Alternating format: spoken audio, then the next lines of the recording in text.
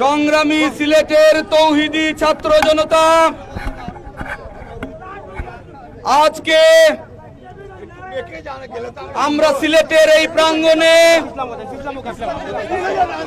সমবেত হয়েছি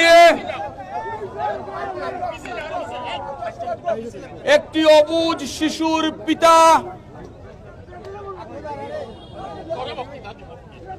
একজন মায়ের, একজন বাবার,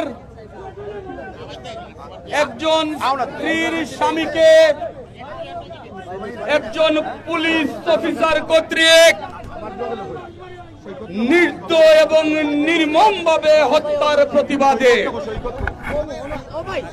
সংগ্রামী তৌহিদি ছাত্র জনতা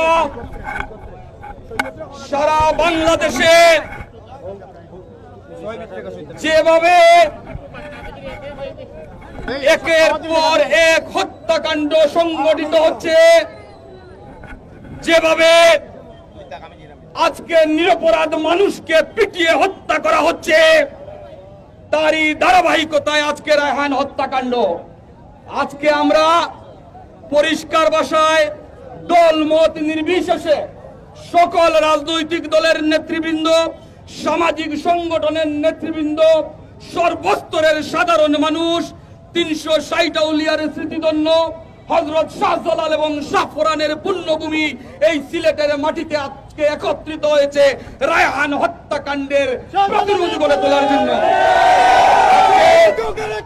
আমরা কোন রাজনৈতিক বক্তব্য দিতে আসি নাই, আমরা এই অবুঝ শিশুকে দেখতে এসেছি, তার স্ত্রীকে দেখতে এসেছি, তার বোনকে দেখতে এসেছি, সহমর্মিতা প্রকাশ করার জন্য এসেছি, প্রতিবাদ করার জন্য এসেছি, প্রতিরোধ করে তোলার জন্য এসেছি। আমরা শুধু একটি কথাই বলবো, আমরা পরিষ্কার ভাষায় বলতে চাই, এখানে অনেক সিনিয়র আইনজীবী আছেন, অনেক বিজ্ঞজন আছেন, আমরা যতটুকু জানি পুলিশের হেফাজতে থাকা অবস্থায় অথবা কারান্তরীণ থাকা অবস্থায় কোন মানুষের গায়ে একটি ফুলের টুকা দেওয়ার ক্ষমতাও তাদের নেই। দেখেছি আসামি মানেই অপরাধী নয় যতক্ষণ না পর্যন্ত সর্বোচ্চ আদালত তাকে দোষী সাব্যস্ত না করবে। তারই ধারাবাহিকতায় রায়হানের মতো একজন নিরপরাধ মানুষকে ডেকে নিয়ে তাকে হত্যা করা হয়েছে। আমরা লক্ষ্য করেছি 10,000 টাকার জন্য আমরা লক্ষ্য করেছি তাকে প্রত্যাহার করা হয়েছে, তাকে ক্লোজ করা হয়েছে, তাকে বহিষ্কার করা হয়েছে। একজন মানুষকে হত্যা করার পরে তাকে প্রত্যাহার করা কি কোনো শাস্তি হতে পারে? আমরা অনেকেই জানি, অনেকেই জানি না। হেফাজতে মৃত্যু নিবারণ আইন বলে একটি আইন আছে, এখানে বিজ্ঞ আইনজীবীরা আছেন, সারা পৃথিবীর অনেক দেশে এরকম আইন আছে, আমাদের দেশেও আছে। যদি কোনো ব্যক্তি কাস্টডিতে মৃত্যুবরণ করে, যদি কোনো ব্যক্তি পুলিশের হেফাজতে, আর্মির হেফাজতে, এখানে একজন আর্মি অফিসার আছেন রিটায়ার্ড, র্যাবের হেফাজতে যদি তাকে হত্যা করা হয়, তাহলে তাদের বিরুদ্ধে তাৎক্ষণিকভাবে এই আইনে মামলা রুজু করা হবে। আমরা দেখেছি এই পুলিশ অফিসারের ক্ষেত্রে হেফাজতে মৃত্যু নিবারণ আইন কার্যকর হয়নি, যদিও এই আইনে বলা আছে পুলিশই এই মামলা তদন্ত করবে। আমাদের দাবি এই আইনে এই পুলিশ অফিসারের বিরুদ্ধে এই মামলা এখন পর্যন্ত কেন রুজু করা হয়নি?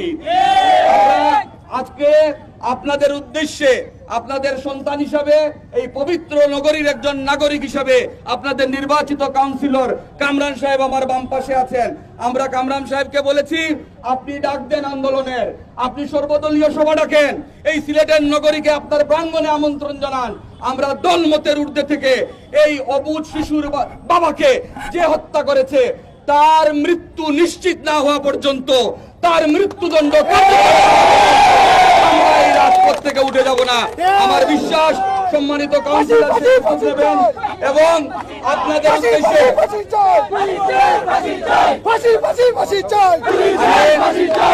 সম্মানিত কাউন্সিলর, আমার এই এলাকার সম্মানিত মুরব্বিয়ান, যুবক ভাইরা যারা আছেন, আমরা লক্ষ্য করেছি যে কোনো ঘটনা ঘটার পরে আমাদের আবেগ কিছু সময়ের জন্য কাজ করে।